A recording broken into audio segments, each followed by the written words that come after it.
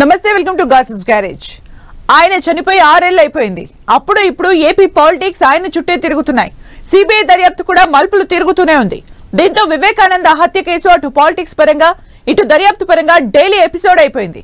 ఇలా 6 ఏళ్లుగా ఆ నేత మర్డర్ కేసు ఎన్నో టర్న్లు తీసుకుంటూ వస్తోంది. లేటెస్ట్ గా సిబిఐ కోర్టు ఇచ్చిన ఆర్డర్స్ తో వివేకా హత్య కేసు మరోసారి హాట్ టాపిక్ అవుతోంది. నిందితుల ఫోన్ సంభాషణపై సిబిఐ ఏం తేల్చబోతోంది? 1 మంత్ గడువు సరిపోతుందా?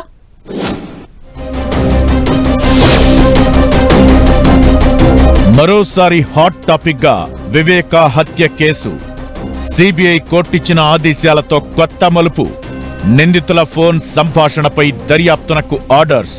సిబిఐకి నెల రోజుల గడువిచ్చిన న్యాయస్థానం. సునీత డౌట్స్ అన్నింటినీ పరిగణలోకి తీసుకోని కోర్టు. వైఎస్ వివేకా హత్య కేసు క్లైమాక్స్ లో ట్విస్ట్ చోటు చేసుకుంది. ఒక అడుగు ముందుకు 2 అడుగులు వెనక్కు. ఆల్మోస్ట్ దర్యాప్తు కంప్లీట్ అయినా ఇంకా ఎక్కడో డౌట్ అన్నట్లుగా కొనసాగుతున్న వివేకా హత్య కేసు వివాదం ఎంతకు కొలిక్కి రావడం లేదు. వివేకా కూతురు సునీత న్యాయ పోరాటం చేస్తూనే ఉన్నారు.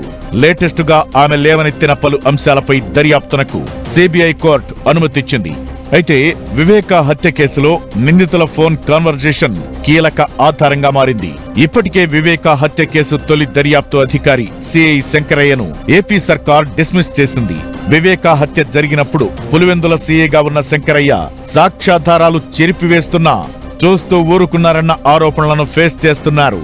అయితే ఈ ఎపిసోడ్ ఇలా ఉండగానే లేటెస్ట్ గా సిబిఐ కోర్టు ఇచ్చిన ఆదేశాలు ఆసక్తికరంగా మారాయి. వివేకా హత్య కేసులో ఇన్ డీటెయిల్డ్ దర్యాప్తు జరగలేదని, పలు అంశాలపై దర్యాప్తు అసంపూర్తిగా ఉందని నిందితులు చెబుతున్న విషయాన్ని పరిగణలోకి తీసుకోవాలని సిబిఐ కోర్టును కోరారు సునీతారెడ్డి.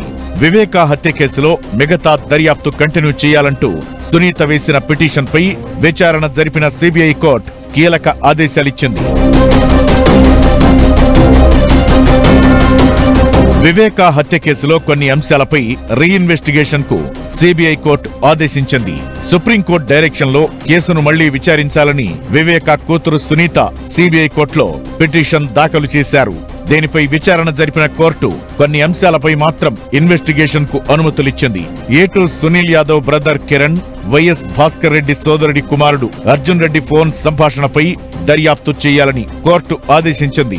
నెల రోజుల్లోపు దర్యాప్తు పూర్తి చేయాలని ఆదేశించింది. సిబిఐ కోర్టు ఉత్తర్వుల ప్రకారం వివేకా హత్య కేసులో మళ్లీ పాక్షిక దర్యాప్తు జరగనుంది.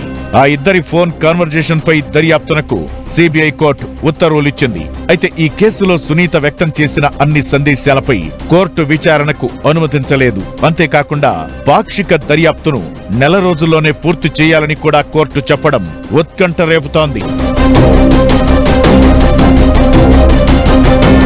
అయితే సునీత వ్యక్తం చేస్తున్న డౌట్స్ పై కోర్టు విచారణకు ఆదేశించకపోవడం నిందితులకు కాస్త రిలీఫేనన్న చర్చ జరుగుతోంది.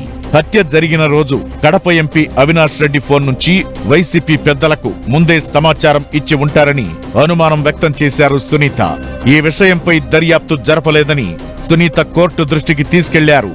రిటైర్డ్ ఐఏఎస్ అజయ్ కల్లం తన వాంగ్మూలంలో ఉదయం 5 గంటలకు హైదరాబాద్ లోటస్ పాండ్ లో తాము జగన్ తో సమావేశంలో ఉండగా భారత్ నుంచి జగన్ కు పిలుపు వచ్చిందని, ఆ తరువాత జగన్ తమతో వివేకా మరణంపై చెప్పారని అజయ్ కల్లం వాంగ్మూలం ఇచ్చారని గుర్తు చేశారు సునీత.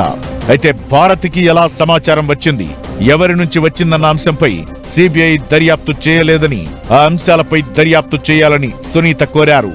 కేసు విచారణను సిబిఐ సగంలోనే వదిలేసిందని, నిందితులు పొంతనలేని వాంగ్మూలాలు ఇవ్వడంపైన సిబిఐ దృష్టి పెట్టలేదని సునీత అభ్యంతరం వ్యక్తం చేశారు.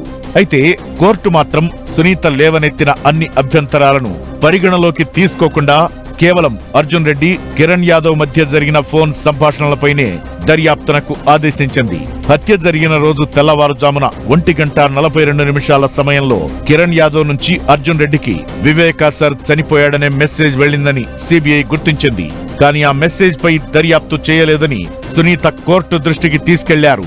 ఇప్పుడు కోర్టు తీర్పుతో ఈ విషయంపైనే దర్యాప్తు కొనసాగనుంది.